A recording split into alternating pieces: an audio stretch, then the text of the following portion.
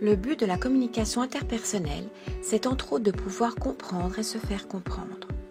Pour qu'il y ait communication, il faut au moins 2 personnes, un émetteur et un récepteur, et un message. Un message entre 2 personnes peut mener à des incompréhensions. Ceci, entre autres, parce qu'un message se compose d'aspects verbaux, les mots utilisés, d'un aspect vocal, l'intonation, et d'un aspect visuel, la gestuelle. Ces aspects sont interprétés de manière différente selon les individus, notamment en fonction de leur culture, de leurs valeurs, de leurs connaissances, de leur humeur, etc. Prenons un exemple. Max et Lily sont dans la cuisine. Max demande « Où est mon yogourt ?» Ce message peut cacher 4 intentions différentes de Max et être entendu de 4 manières différentes par Lily.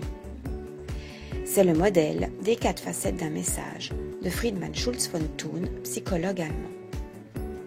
Le modèle Schulz von Thun prend en considération le niveau rationnel et le niveau émotionnel d'un message comme base d'analyse pour comprendre l'intention et l'interprétation qui peut en découler. Voyons à présent les 4 facettes de ce modèle. Le contenu. C'est l'information spécifique, le sujet sur lequel l'émetteur souhaite donner une information. Chaque message contient n'importe quelle sorte d'information, c'est-à-dire la restitution d'un fait. La révélation de soi. C'est ce que l'émetteur exprime sur lui-même. À côté du contenu, chaque message contient également des informations sur l'émetteur qui donnent des indications conscientes ou non sur ce qui se passe à l'intérieur de lui, sur la manière dont il se voit et aimerait être vu par les autres, sur son besoin. Le niveau relationnel, c'est sa position vis-à-vis de l'autre. Chaque message exprime aussi quelque chose concernant la relation entre l'émetteur et le récepteur, sur ce qu'ils éprouvent l'un pour l'autre. Cette facette du message est souvent manifestée par la manière de dire les choses, par le visuel, le vocal, soit par les gestes, la mimique et l'intonation. L'appel. C'est ce que l'émetteur aimerait inciter l'autre personne à faire. Habituellement, un message est associé au souhait de l'émetteur d'influencer l'autre personne d'une manière ou d'une autre. L'émetteur n'attend pas nécessairement seulement que son message soit compris. Il attend aussi que le récepteur réagisse d'une manière quelconque, qu'il passe à l'action. Reprenons à présent l'exemple de Max et Lily et voyons à partir de ces 4 facettes ce que le message de Max peut signifier. En demandant « Où est mon yogourt ?», le message de Max peut être contenu. As-tu vu mon yogourt ? Révélation de soi.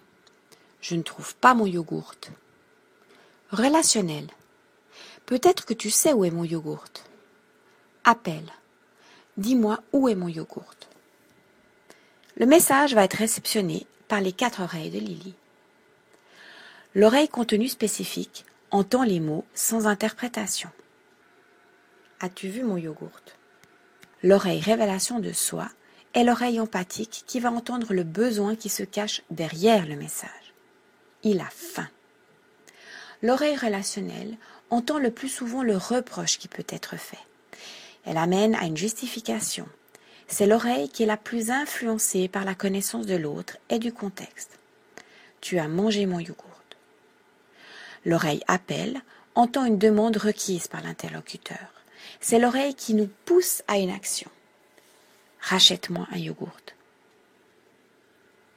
Si Lily répond « Je ne sais pas où il est, ton satané yogourt », quelle peut bien être l'oreille avec laquelle elle a compris le message de Max ?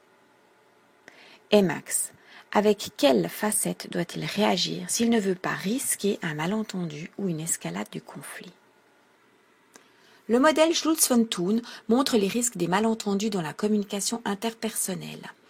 Dans cette situation, le problème est le yogourt. Max souhaite trouver son yogourt, Lily pense qu'il l'accuse de l'avoir mangé. Vous connaissez à présent les sources d'une mauvaise interprétation.